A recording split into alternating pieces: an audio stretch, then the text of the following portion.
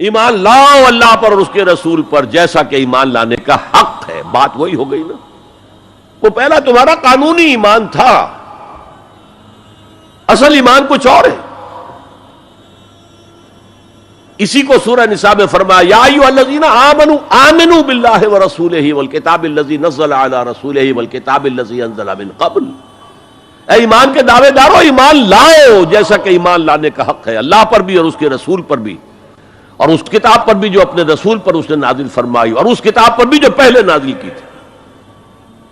تؤمنون باللہ ورسولہ وتجاہدون فی سبیل اللہ باموالکم وانفسکم. بالکل وہی آیت نمبر 15 بن گئی کہ نہیں سورہ حجرات کی. ایمان لاؤ اللہ پر اس کے رسول پر، یا ایمان رکھو اللہ پر اس کے رسول پر جیسے کہ ایمان کا حق ہے، اور جہاد کرو اللہ کے راہ میں اپنی جانوں اور مالوں کے ساتھ. تؤمنون باللہ ورسولہ وتجاہدون فی سبیل اللہ باموالکم وانفسکم ذالکم خیر لکم ان کنتم تعلمون. یہی تمہارے حق میں بہتر ہے اگر تم سمجھو.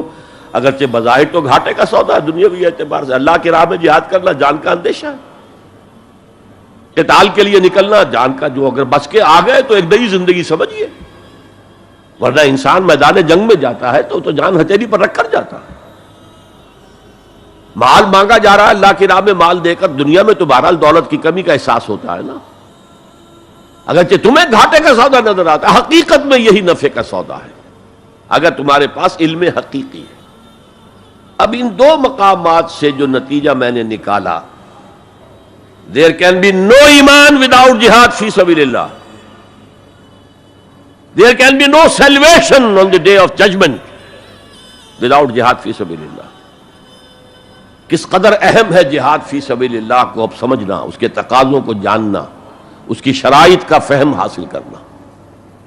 اس ضمن میں جو دنیا میں آج غلط فہمیاں پھیلی ہوئی ہیں اور زبردستی پھیلائی بھی جا رہی ہیں جان بوجھ کر، اس کا اصل سبب ہم خود ہیں. ہماری بہت بڑی غلطی ہوئی کہ ہم نے جہاد اور قتال کو ہم مانی قرار دے دیا. یہ بھی جوڑا وہی ہے، عام اور خاص. لیکن جہاد اور قتال یہ ہم مانی نہیں ہیں، سینونیمس نہیں ہیں. اسی لیے میں نے سورہ صفی کی آیت نمبر 4 بھی آپ کو سنائی. اب یہ اس اعتبار سے جہاد اور قتال فی سبیل اللہ پر قرآن مجید کی جامع ترین صورت ہے. کل 14 آیتیں، اس میں جہاد فی سبیل اللہ کا ذکر بھی ہے، یہ آیت نمبر 11 کے اندر، اور آیت نمبر 4 میں قتال فی سبیل اللہ کا حکم بھی ہے. ان اللہ یحب الذین یقاتلون فی صفا صفا کانہم بنیان مرصوص. اللہ کو محبوب تو وہ بندے ہیں اس کے جو اس کی راہ میں جنگ کرتے ہیں صفیں باندھ کر، گویا کہ سیسا پلائی ہوئی دیوار ہے. قتال فی سبیل اللہ، جہاد فی سبیل اللہ، دو اصطلاحات ہیں، ان کا مفہوم بالکل ایک تو نہیں ہو سکتا. ہمارے ہاں ان دونوں کو مترادف قرار دے دیا. اس کے نتائج کیا نکلے؟ قتال ہر وقت تو ہوتا ہی نہیں، لہذا جہاد ثانوی شے ہو گیا، اس کی اہمیت ہی نہیں رہی. وہ جو بیک برنر کی جگہ ہوتی ہے وہاں رکھ دیا گیا. بعض لوگوں نے ایک اور غلطی کی اس کے برعکس، جہاد کی اہمیت کے پیش نظر انہوں نے اسے ارکان اسلام میں داخل کر دیا. یہ بہت بڑی جسارت ہے، اس لیے کہ متفقون علیہ حدیث حضرت عبداللہ ابن عمر سے میں سنا چکا ہوں 5 ارکان اسلام کے، اور حدیث جبرائیل میں اسلام کی ڈیفینیشن وہی 5 چیزیں. چھٹی چیز داخل کرنے کا کسی کو حق نہیں.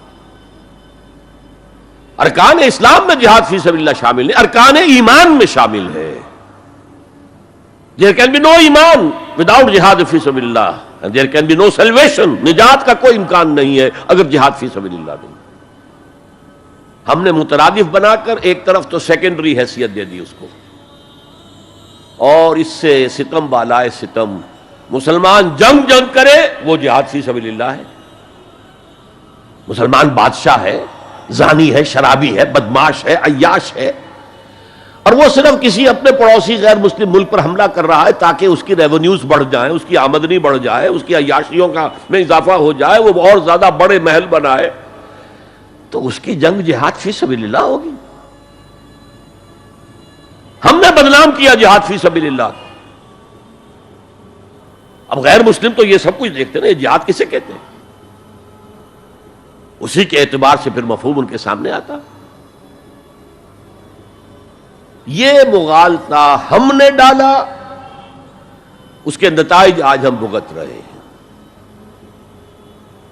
اب سمجھیے مثبت طور پر جہاد فی سبیل اللہ ہے کیا، اس کے مراحل کیا ہیں. اب دیکھیے یہ جو جہاد ہے یہ اس کائنات کی سب سے بڑی حقیقت ہے. Every living organism on this planet is continuously in jihad. آپ خود کہتے ہیں struggle for existence. مقابلہ نہیں ہوتا اس میں. کاروبار میں مقابلہ ہو رہا ہے، ملازمتوں میں مقابلہ ہو رہا ہے، مقابلوں کے امتحان ہو رہے ہیں. حیوانات جرثومے چھوٹے چھوٹے سے struggle for existence. اسے جہاد زندگانی کہیں گے آپ، جہاد زندگی. Every living creature, every living organism is engaged in continuous jihad, struggle for existence. اس کو جہاد زندگانی کا لفظ دیا اقبال نے.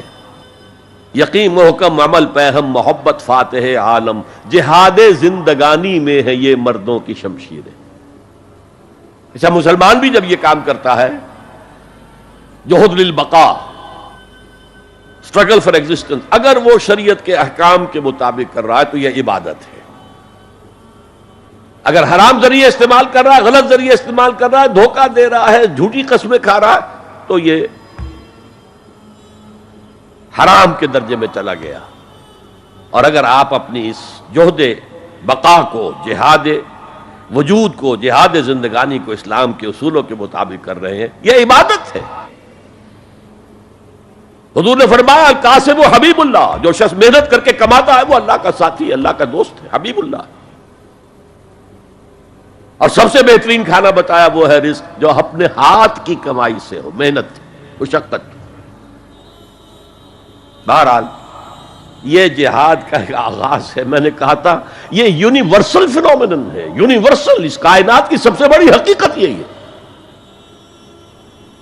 اس سے اوپر اٹھیے، انسانی سطح پر سب سے بڑا جہاد اپنے حقوق کا حصول، the freedom struggle, the struggle for self determination. کوئی قوم آ کر آپ پر حاکم ہو گئی، اس سے نجات حاصل کرنا. یہ جہاد فی سبیل الحریت. فی سبیل کسے کہتے ہیں؟ For the cause of, in the cause of. جہاد فی سبیل الحریت جائز ہے، سب کریں گے، سب کی آزادی حق ہے. کسی کو غلام بنا کر رکھنے کا کسی کو اختیار نہیں ہے. تو struggle for freedom it's a universal phenomenon. اور مسلمان بھی اگر کرے گا اور اللہ کی حدود کے اندر رہ کر کرے گا تو وہ بھی اللہ کے ہاں وہ اجر و ثواب کا مستحق ہوگا، بلکہ اگر جان دے دے گا شہید شمار ہوگا. اس لیے کہ حضور کی ایک حدیث ہے، من قتل دون مالہ فہو شہید، جو شخص اپنے مال کی حفاظت میں مارا گیا وہ بھی شہید ہے. اب آپ کہیں جا رہے تھے، آپ کے پاس کچھ مال ہے، جیب میں کچھ ہے، کوئی ڈاکو آ گئے آپ کو گھیر لیے. اب آپ کے پاس دو راستے، ایک تو آپ کہیں لو بھائی جو کچھ ہے یہ حاضر ہے، لے لو، میری جان بخشی کرو، اور ایک یہ کہ آپ ڈٹ جائیں. اس ڈٹ جانے میں اگر جان چلی گئی تو آپ شہید ہیں. من قتل دون مالہ، تو مال سے تو 1000 گنا بڑی شے ہے حریت، فی سبیل الحریہ. لیکن ہم نے کیا غلطی کی؟ فریڈم سٹرگل کو بھی جہاد فی سبیل اللہ کہہ دیا. بہت بڑی غلطی، جس کا سب سے بڑا مظہر میں آپ کو بتاتا ہوں. یہ مڈ 50s کی بات ہے. میں اپنے MBA سے فارغ ہو کر منٹگومری میں، جو اب ساہیوال کہلاتا ہے، جا کر آباد ہو گیا تھا والدین کے پاس. الجزائر میں اس وقت فریڈم سٹرگل چل رہی تھی فرانس کے خلاف. تو اس کے لیے کچھ فنڈز حاصل کرنے کے لیے ایک وفد آیا پاکستان کے دورے پر. ایک تو کرنل صاحب تھے، کرنل عودہ، وہ تو داڑھی مونچھ صاف تھے جیسے ہوتے ہیں عام طور پر فوجی، لیکن ایک بہت بڑے عالم دین علامہ بشیر الابراہیمی الجزائری، بہت مشہور بہت بڑے عالم، وہ بھی ساتھ تھے۔ انہوں نے جو تقریر کی عربی میں، جہاد فی سبیل اللہ، جہاد فی سبیل اللہ، واقعہ یہ کہ وجد میں آ گیا پورا مجمع۔ وہ لوگ تو وجد میں نہیں آ سکے ہوں گے جنہوں نے ترجمہ جنہوں نے سنا ہے، لیکن میں عربی سے واقف تھا تو میں واقعتاً وجد میں آ گیا۔ قرآن کا بیان، حدیث کے بیان، جہاد فی سبیل اللہ کی اہمیت، جہاد فی سبیل اللہ کا مقام و مرتبہ۔ اچھا جو بھی ہو سکا، پیسے ہم نے جمع کیے، کمیٹی بنائی، تھیلی پیش کی۔ Now prepare for the shock۔ جب یہ جہاد کامیاب ہوا تو ایک سوشلسٹ ریاست قائم ہو گئی۔ How come? اگر یہ جہاد فی سبیل اللہ تھا تو اسلامی ریاست قائم ہونی چاہیے تھی۔ اگر درخت آم کا تھا تو اس میں نمولی کیسے لگ گئی؟ معلوم ہوا کہ ہم نے غلطی کی تھی، ہم نے اسے جہاد حریت کی بجائے جہاد فی سبیل اللہ کہہ دیا۔ بھئی جہاد حریت جائز ہے اور اس کے لیے جان دینا بھی شہادت ہے، لیکن آپ نے اس کو جہاد فی سبیل اللہ کیسے کہہ دیا؟